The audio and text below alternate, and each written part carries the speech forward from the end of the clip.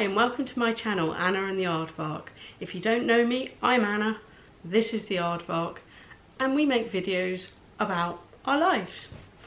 Today's video is very much about not being able to go out because maybe you're poorly or you are disabled in some way. For me, this is a reality every day. I don't really go out very much because I have a long-term illness, which you will probably know as ME or possibly chronic fatigue syndrome. So I was diagnosed with this in November last year, 2020, having been struggling with it for about 2 years prior to that, where I would be all right for a week or two and then I would crash and burn and I'd have to, you know, take to my bed for a few weeks. But now that I've got a diagnosis and I've been taught more about the condition, I can balance my time better.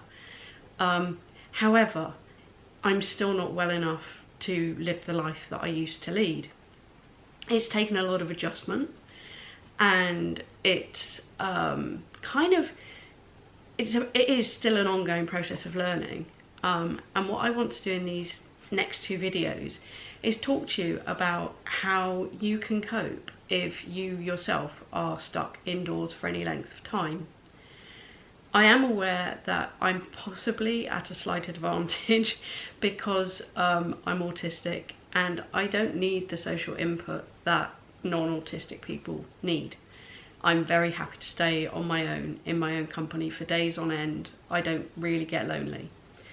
Having said that, I do like social contact, but just not as much as perhaps you would.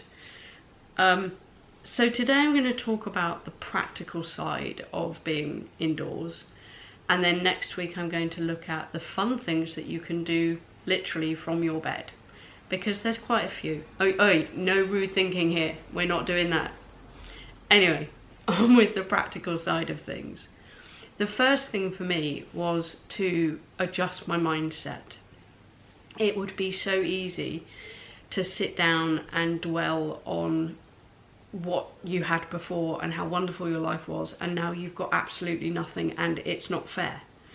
I'm not saying you can't have those emotions, because after a diagnosis, I think it's really important to take time to work through the sadness and the grief and the anger and the desperation, all of those things.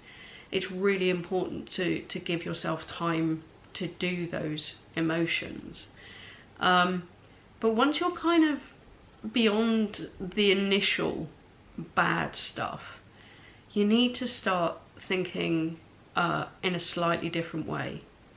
If you dwell on what you have lost every single day, you will feel awful every single day. It's as simple as that. You cannot run away from it. If you want to be okay, you've got to think okay. So a positive mindset is the way forward. You have to believe that you still have a life. It's a different life. I'm not denying that. It is a very, very different life. But I think if you can look at it positively, it's a life that becomes one that's worth living. I have a very pragmatic way of dealing with things, as in, if there's a problem or something I need to get done, I will find a solution, and I do it from my flat. I don't go and ask somebody. I make great use of the internet. In fact, that's the best thing you can do in this situation, is make friends with the internet, because otherwise I think even I would fall flat on my face. I wouldn't have been able to survive with this illness without the internet, I don't think. It's an amazing tool. So my mantra, if you like, is living my best life. And I used to live my best life. I used to travel a lot. I used to go on holiday. I used to do lots of courses, and I used to go for a walk every day. The place where I live is absolutely stunning, you know, and you would want to walk every day. Today, the walking that I do is from my bed to the kitchen, to the bathroom, maybe to the sitting room, which is where we are now, by the way. So it has changed a lot. It has changed a lot. But I'm still living my best life within my new box. I have a box, this is my life, I'm in it, and I'm making it worthwhile, because I would hate to perhaps recover from this in maybe, I don't know, however long it takes, let's say 10 years. And I'd hate to look back and see a string of sad depression for 10 years. What a waste of stuff, you know? I can still do things. And I'll prove this to you, because I'm going to tell you next week about all the things that I get up to. So you look, I'm smiling. You really can live a fulfilling life, even though you're stuck in a house or a flat. So, oh yes, I have notes, in case you're wondering why I keep looking. The next thing is filling time. Some people would think that having all this time on your hands is wonderful. Absolutely. I mean, you could do anything you like. But the problem is if you're housebound, you're probably low on energy, and therefore don't really want to fill up all of that time, because you don't have the energy to do that. You have to learn where you kind of sit with this, in that, I've lost my train of thought now. When you're housebound, the chances are that you're ill and potentially don't have lots of energy to fill lots of time. But it's important to fill the time that you do have when you've got that energy, because you'll get bored otherwise. And if you're bored, you'll start thinking, and if you start thinking too deeply, it'll end up as bad thinking, and then you'll get into that dismal kind of spiral that you really don't want to go down. My one big piece of advice is, don't rely on the television. It's great, you know, it has its use, it really does. But you will become so brain dead if you spend every day staring at a telly for like 10 or 12 hours a day. Just don't. I tried it at the beginning and it was awful. It really was. My brain shut down. I felt awful. I had no interest in anything. It just wasn't, you know, life wasn't exciting or sparkly. It was just boring. I'm lucky in that I've always had hobbies, and now I do continue with my hobbies, albeit in a slightly different way, but I do get to do the things that I love doing. And that is really important when you're at home for long periods of time. You need to have something to keep you going, to be proud of, and to be kind of, it makes you feel like you're worth something, rather than I'm stuck in bed and this is my life and isn't that tragic. Doing something like a hobby makes things, I can't explain it, it just really cheers you up. So finding hobbies is quite important, and to a certain extent I suppose you need to find hobbies that you're interested in, but things that you can also do, because obviously if you're lacking in energy, or if you're disabled in some way, there are some hobbies that perhaps you wouldn't be able to manage on your own, or at all indeed. I've managed to overcome most of the stuff that I do to within the energy that I have. But again, we'll talk about that next week, because next week is all about the fun stuff you can do. The other thing is really, this is so important. Even though you're stuck in your house or your flat, it doesn't mean that all your friends have gone away and forgotten you. You still need to socialise. Now, I know that some people, with COVID and everything, don't want people calling round, and also that can be incredibly tiring. And that's something that I struggle with. I struggle with social exhaustion an awful lot, not only because I'm generally exhausted, but also because of my autism. And I kind of have an unwritten rule that people don't come around to my house at all, because this is my secret hidey hole. This is where I come to be quiet and look after myself. And I don't like other people in that space. But it doesn't mean I don't socialise. We've got wonderful things called telephones, mobile phones, computers. I have great conversations through the day with people on WhatsApp. I keep an eye on local events through Facebook, but that's the only Facebook I do, I might add. Emailing, all of those things, it means that I'm in contact with people and the things that I love doing. I'm actually doing one of my hobbies on the internet at the moment. Talk to you about that next week. There's a lot about next week, isn't there? You've got to come back and see what's going on. The other thing that is really important for me is church. I really miss going to church. It was one of the biggest highlights of my week. And I was so sad when I realised that it was going to be too much for me to do. But what's amazing with my church is that throughout lockdown, they started doing live streamings where they would do a church from home kind of thing. And now we're allowed back into church. They are still carrying on with the live stream. So it means that I can be at church, albeit in bed watching, you know, on my iPad. But it means that I'm connected to my faith. I'm connected to those people in my church family. And that is a joy. And if that's something that you need, then find it. Even if your church doesn't do streamings, do some research. Find a church that does. This is the whole thing about that. If there's a problem, find a solution. Where there's a need in your heart, you need to find a way of fulfilling that. And sadly, the onus is on you to do that. But in some way, I mean, it's not sad really, because you know what you want and you'll find exactly what you are comfortable with. So now then, moving on to the practical stuff around the house. This is quite interesting. I think it's quite interesting. The first thing is, if you're going to be doing a lot of sitting around, either on the sofa, in an armchair, in bed, believe me, you will need a backrest. This was from Amazon. It was under 20 quid. It's a memory foam backrest and it is phenomenal. I can't manage without that now.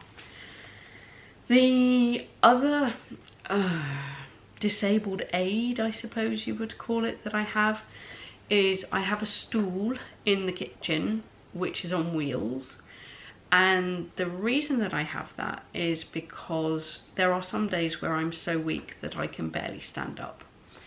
I do use it when I'm doing things like drying up, and also if I'm cooking for any length of time, I use it then as well.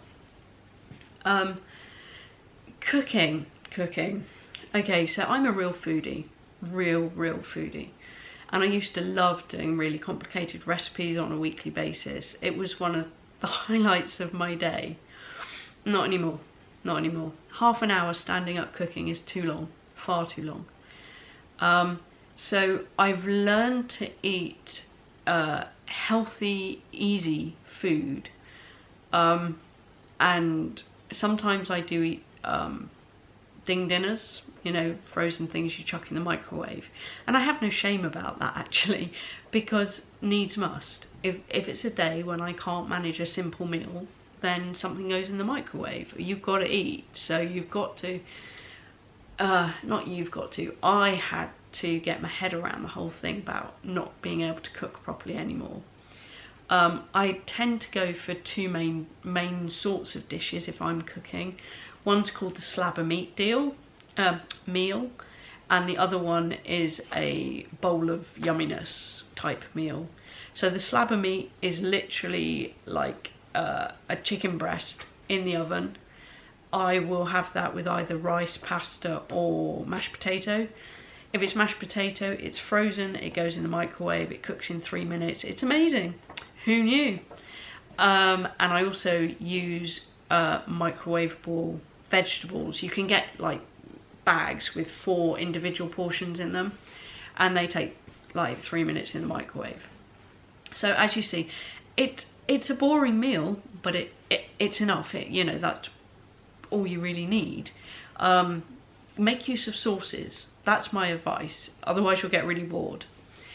And the bowls of goodness are simply just a menagerie of whatever's in the freezer, really, that I can throw in a saucepan and cook. So it's, you know, I might have a base of rice, and then I might quickly fry some peppers, and then maybe cook some peas, some green beans, and chuck some chickpeas in, and then make a sauce and chuck it all in a bowl, and it's a meal. It's not very exciting, I admit, but it does feed me. Shopping for food, actually shopping for everything now, has to be done online. And this is one of the great bonuses of getting to know your computer well. I do all my shopping online. I'm very lucky that I have, what do they call it? I use Tesco for my food shopping, and because I'm disabled, I get priority slots. That's the word. I get priority slots, which is really cool. Really cool. It means that my food always turns up, and they bring it upstairs. I live on the first floor, and they actually bring it upstairs to my door, which is incredibly helpful. And you would be surprised, thinking about, you know, shopping online, what you can get online. There is no limit. Honestly, I have come up with the most random things that I've thought, oh, I wonder if that shop in town normally does those. I don't even know what they're called, so you kind of type in a random description into the internet, and boom, there you go, there's a shop full of them. So I think in many ways, you know, I hate technology, but I can't live without it.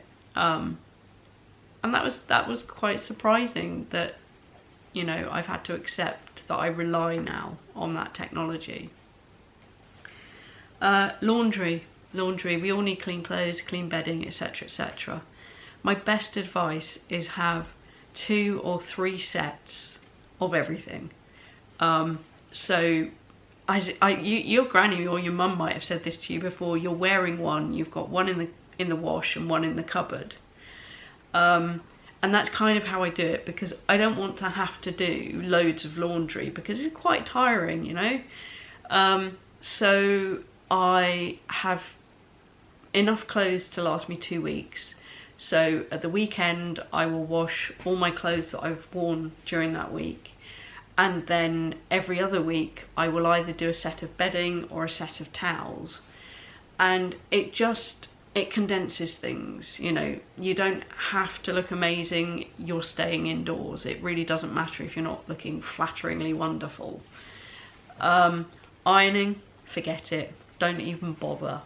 It is so draining. And if you're at home, you know, well, I suppose if you have visitors, you might want to press a shirt or something, but it's just an unnecessary energy vampire. Well, for me it is. It might not be for other people, but for me it is.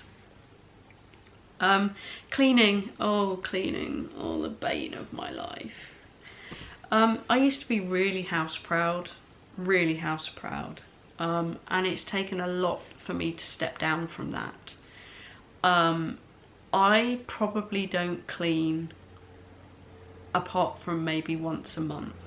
I mean, I do wipe around the bathroom because obviously hygiene, and I do wipe around the kitchen, but actual cleaning I do, yeah, probably once a month. And I can't do it all in one go. It used to take me about an hour and a half to do my flat. So now I have to break it down into small bits. So for example, one day I might wipe down the kitchen, the next day I might do the dusting, the next day I might tidy up, the next day I might do the bathroom, and then the floors. Now floors, hoovering takes a lot of energy, I do occasionally hoover if I feel like I have got the energy to do that. But I also have a flat dry mop type thing. And if I'm really tired but the floors need doing, I shove this thing round and it picks up the dust bunnies, and it's not a perfect clean, but it's enough of a clean for me, just for me to feel okay about it. So yeah, cleaning's a hard one. I suppose if you wanted to get somebody in and you can afford to get somebody in, then that's definitely an option. Personally, because of COVID, I don't want people coming, you know, in and out of my flat. Because, you know, with ME, if you get COVID and then you get long COVID, that's like ME times 2, and believe me, times 1 is enough. So nobody's coming in to help me. The other thing is bills. Now I do all my bills online, all of them. And there are pros and cons to this. Obviously the pros are you don't have to deal with, you know, people for a start. However, there are times when you need to ring the people that you're dealing with. And this is probably the same for almost all businesses. Because of COVID and reduced workers and every other excuse in the book that they give you, the best time to ring any business is first thing. The minute they open, you press go on your phone. This is especially true for me with the gas company that I'm with. If I ring 2 minutes after 8 o'clock in the morning, I just have to sit on the phone for like, I don't know, an hour and a half before I get answered. So if you ring at 8 o'clock, 2 minutes before, you get answered within maybe 10 minutes. So it's a worthy thing, it's a worthwhile thing to know. You know, don't leave it till later in the day because you'll be on hold for a long time. So that is kind of it really, for the practical side of things. Oh, I didn't talk about bathing and stuff. Wet wipes. Wet wipes. On those days when I am feeling particularly crappy, actually having a bath or a shower, I can't, not because I can't wash particularly, but it's because I won't be able to get out of the bath because I'm too weak. I could probably get into it, but getting out of it could be really difficult. So for safety's sake, on those days, I don't get in the bath. But I do wet wipes. Wet wipes are your friend. You can get away with a lot with a wet wipe. Yeah, for some reason this is making me giggle. Anyway, so that's my splurge of advice for this week. I hope it's been useful and not too boring. It's 24 minutes long now. If you've got any questions or indeed any suggestions, let me know down there. Is she going to say the words? Down below. In the description box, do please let me know and I'll get back to you and maybe put some advice into action. So just before I go, Aardvark's fun fact of the week is something a lot nicer than last week's. Did you know that a group of wild rabbits is called a fluffle? Isn't that the sweetest word ever? A fluffle. Not a falafel, a fluffle. Have a great week and I'll see you back here next week and we'll go through all the fun stuff you can do when you're stuck indoors. Take care. Bye.